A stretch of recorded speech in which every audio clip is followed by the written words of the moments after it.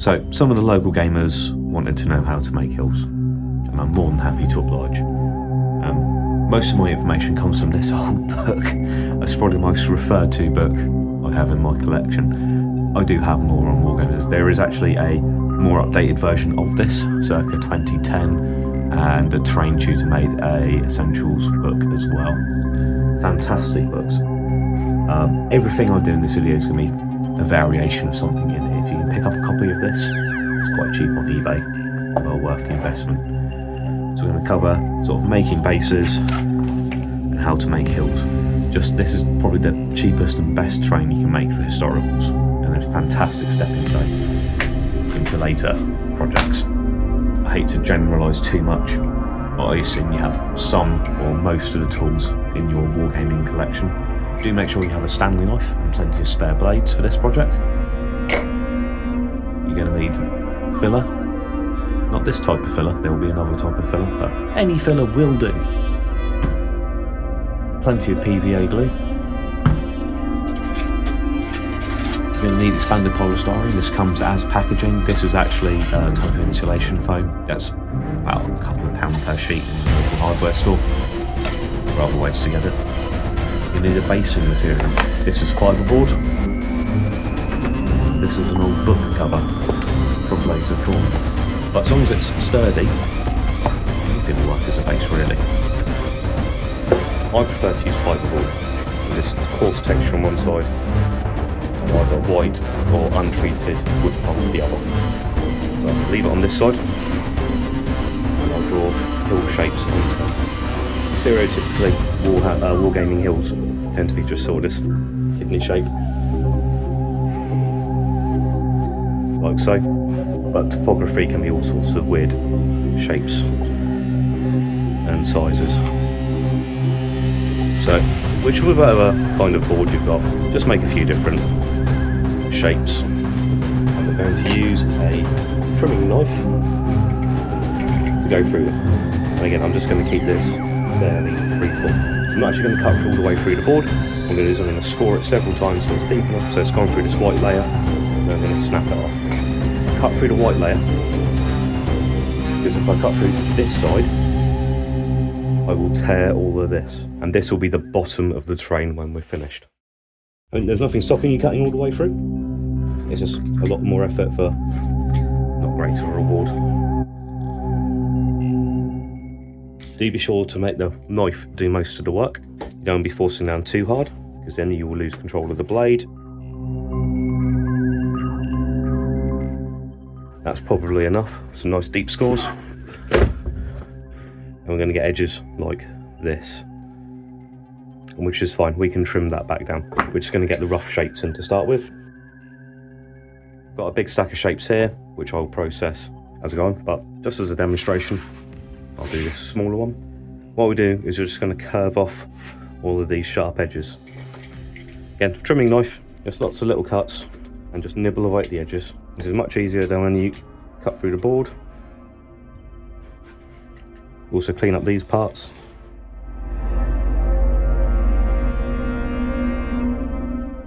Bit of nice safety, never cut towards yourself. So when I was doing that, there's nothing, my thumb isn't here. If the knife jumps, it will go in. So I've kept the thumb well clear as I carve it that way. And that's our shape. Now we've got our basic shape, we can use some polystyrene and flesh it out. So any old scrap of polystyrene will do. I'm going to go for about there. So make it about that size, make it smaller. There we go. So polystyrene doesn't really matter how large it is, because the base will decide the size of the train. So keep your fiberboard uppermost. We're now going to use some PVA glue. I've picked up some wood adhesive. Any PVA based glue will work. This is all internal, it's only decorative, so you don't need any stupidly large weight bearing stuff.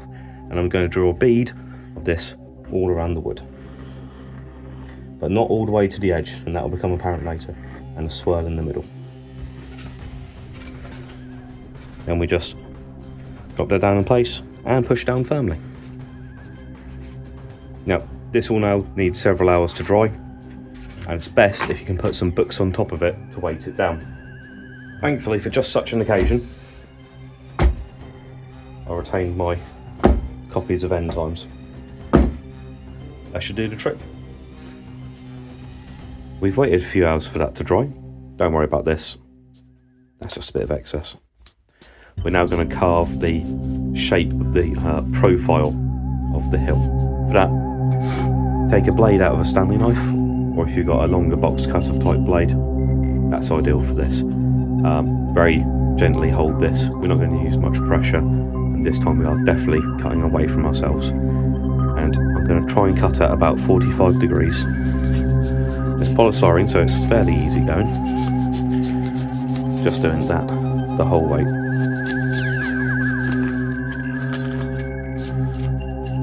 You can see that profile. We're going to continue that all the way around.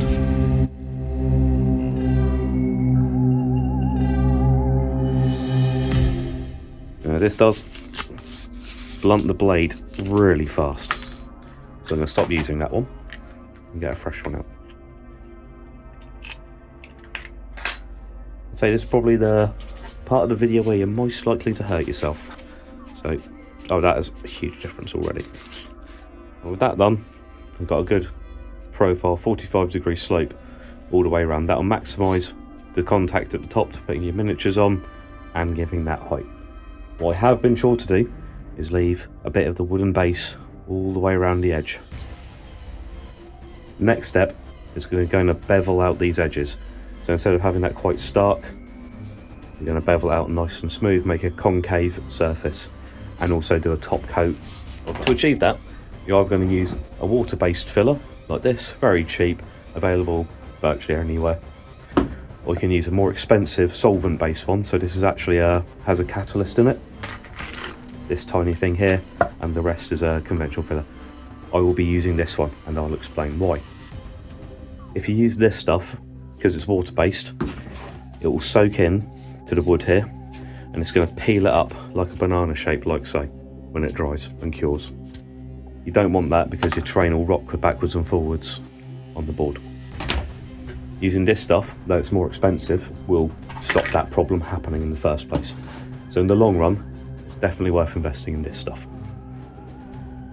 Before we get on to using it, be aware that this is a solvent. All these good warnings. Well ventilated areas. But when you're ready to start, get an old pallet, any old scrap bit of wood will do. Get yourself a generous portion of this good stuff out onto it. It is going to stink. Probably want a bit more than that actually. There, that much. We'll start there, we might get more. You have to get the catalyst out. Don't need a great deal of this to get it going. The more you add, the quicker it sets. Simple stuff. You need to thoroughly mix it all in. Cool, and it's ready to go. Generous portion, and just wipe it off the edge of the hill base. I'm going to go all the way around. It's quite tough going. Just keep working at it, because you can always sand it if you need be. But concentrate on those edges, make sure they are covered, and just work it till it's smooth. Because doing it now is a lot cleaner than filing it when it's cured. It also acts as a sealant, which will be important for painting. It takes about 30 minutes to cure, which is another huge bonus of using this sort of stuff. You should be lucky if this dries in a day. Well, once you've given about half an hour or so, 30 minutes, it should be nice and fully cured. Now, we can't go straight to painting yet because we have these bits. And that'll be no good once it's painted. So what you're going to do is take a bit of sandpaper, just wear it all down, rub it down. So you can see here where I've braided it all down, worn it down nice and smooth. You want some texture, texture's fine, but we just want to get these angles down if you couldn't get it smooth in the plastering process. I have got that surface smoother now, removed all those massive lumps and bumps. But what would have been better is if I got it smooth in the first place and not use as much catalyst. This is a very messy process if you can't get it smooth to start with. So learn from my mistake, get it smooth when you apply it. It's worth mentioning, if you have a mess like that, definitely use a hoover to clean it all up. Don't try and use a dustpan brush. All that dust goes airborne and it will get in your lungs, and it's quite nasty. And when you have hoovered, just wipe all your surfaces down with a wet cloth. Okay, our hill's all sanded down, we've tidied up our work area. And if we look here, we can clearly see that's all nice and plastered, but these areas aren't. You can see through that polystyrene. Thankfully I've got the stuff with little grey bobbles in it, and you can see where it's exposed. If I were to hit this with a rattle can, an aerosol spray paint, as soon as it hits that, it will melt. Which does give interesting textures, so give it a try, it might work for you. But I want this to be a nice smooth hill all the way around, no weird alien sort of textures. So what I need to do is coat it in PVA. I can also do another little trick before we get going. So before I seal it, I'm going to try one other thing. I do like nice rocky textures. So I can do this.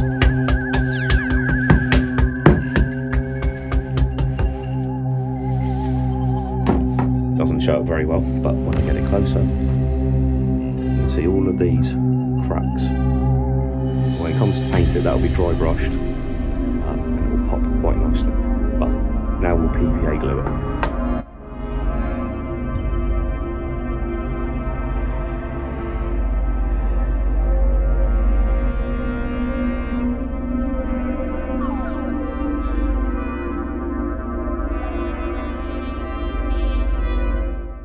You can see, because I've used a little bit of colour in the wall, in the PVA, the areas I've painted. I haven't needed to paint the whole thing, just those areas are exposed and the areas are hit with a hammer, so it binds it all back together.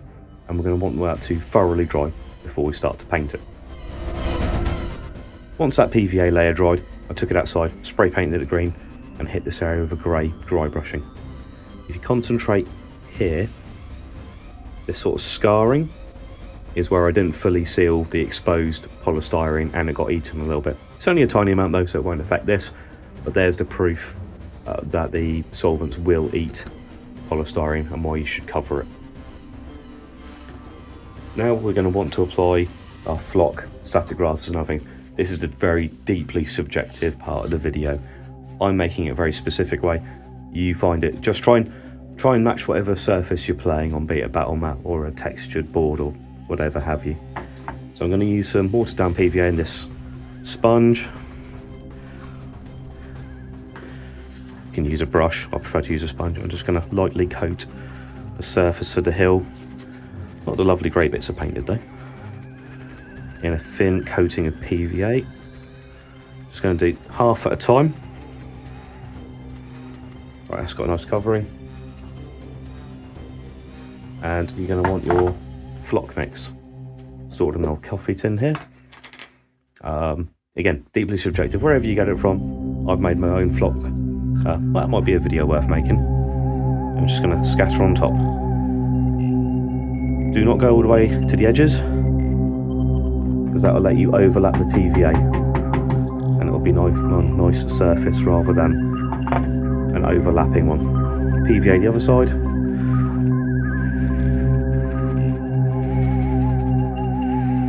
You don't really need much of this at all. Some people will absolutely slather it on and the same amount of flock will stick to it and it'll just take ages to dry.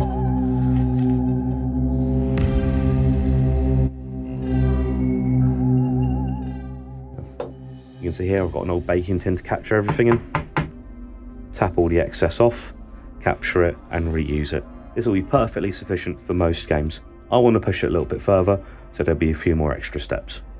But let it thoroughly cure before you do anything else. Taking Hill a stage further, we're going to add some static grass. And for that, the best stuff to use is this. This was a brand name of Kraut Tack, but it's a tacky glue. You can pick it up in a lot of hobby stores. It's got various different names.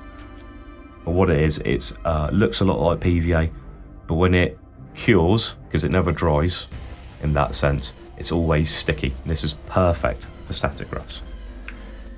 This has a handy little applicator. Some of them are a bottle and you'll just have to get some out onto a palette and use it. But it's going to ruin any brush it's put onto.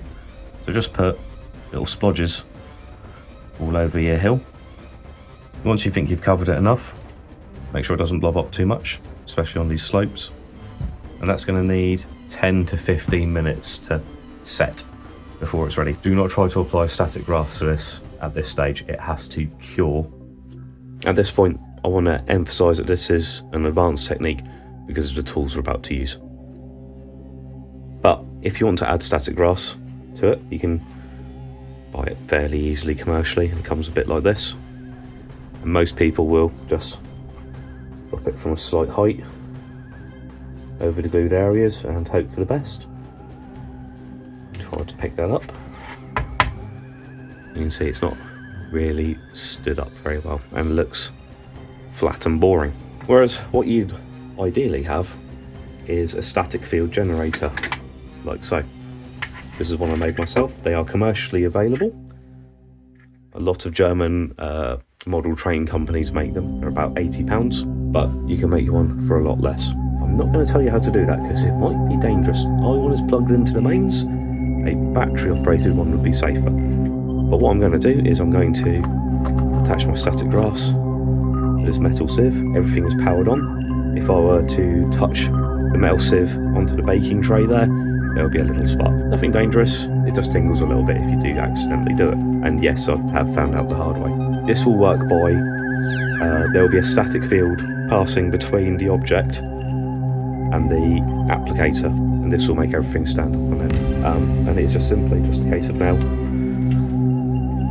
shaking it over. Once it's done, tap off the excess. Hopefully you can see it's actually stood up on end now and it's looking like grass. The glue I've used isn't fully cured underneath. That will just turn transparent in time. And you've got a lovely looking hill. Well, I'll see you on the next one.